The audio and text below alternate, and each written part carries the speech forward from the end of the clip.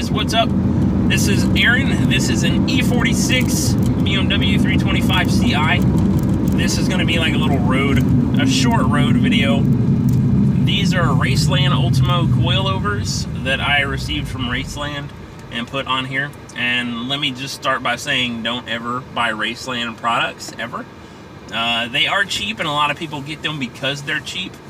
And I went with the Ultimos because everybody said the normal Racelands were really shitty, so I went with the Ultimos because other people that had the Ultimos on like Jettas and Volkswagens recommended them, saying that they were far better than the original Racelands and were a little bit more stiffer. So I decided to go with that, and my experience has been nothing but bad. They go really low. If you want to slam your car, that's definitely great. If that's the route you want to go. If you just want to slam your car, fuck yeah, go for it. Buy them. But in terms of rideability and drivability, they're not that good. The front ones aren't too bad. The front strut housings and everything aren't too bad. And I've greatly considered still running the fronts and just swapping out the backs, because the backs are where the problem is. The actual canisters for the adjustment springs and everything, they rattle a whole lot. They're not exactly sound resistant or shock proof, so you get a lot of rattle in the actual canisters where you make your adjustments. And then another problem that I have found is that no matter how much I sit down with a tape measure and measure out the threads, after a few weeks, whenever the car settles, all of them are uneven, you know. So everything is uneven no matter how much I sit down and try to be very anal about measuring and counting threads. So that's another problem that I have personally encountered. And then after 1 month of solid driving, the rear shocks that came with the kit blew.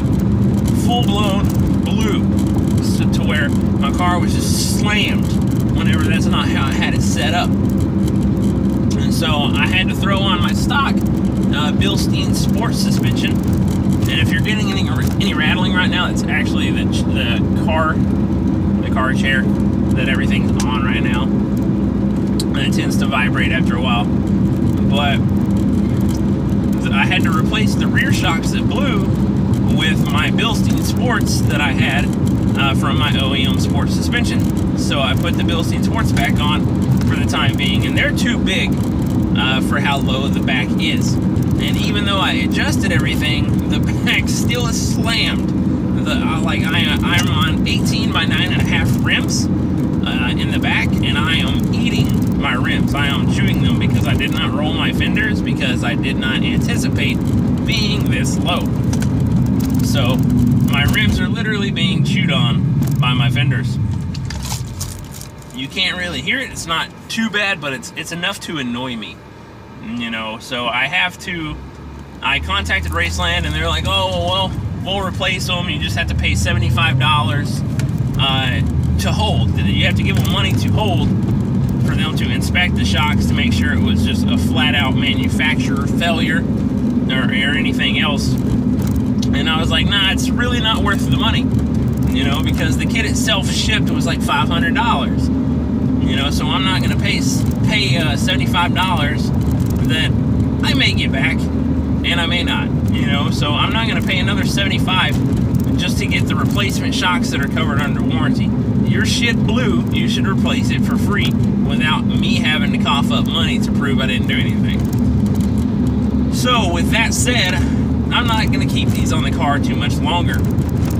I have actually driven and ridden in other BMWs that have the Megan Racing Euro Street coilovers, and those actually ride really well. They have camber plates on the front, and they have dampening adjustments, 15-way dampening on the struts as well. And the one I have personally driven handled like a champ, and he had 15,000 miles on these coils.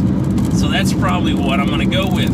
Another option I was looking into getting was H&R Sport Springs, and pairing those with a set of Coney Yellows, the ones that you can adjust the dampening on as well. But they don't have a knob. You actually have to pull the shock off and adjust it before you install it on the car.